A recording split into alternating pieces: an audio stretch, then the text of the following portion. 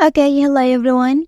Here I want to provide a tutorial on how to reply WhatsApp message while playing game on Samsung Galaxy A55 5G device. Well, knowing how to reply to WhatsApp message while playing game can be helpful because it allows you to stay connected with friends or respond to important message without interrupting your gaming experience too much.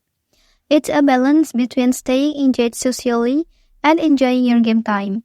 So let's go to the tutorial. Okay, firstly you can swipe edge of the screen like this. And then click this icon.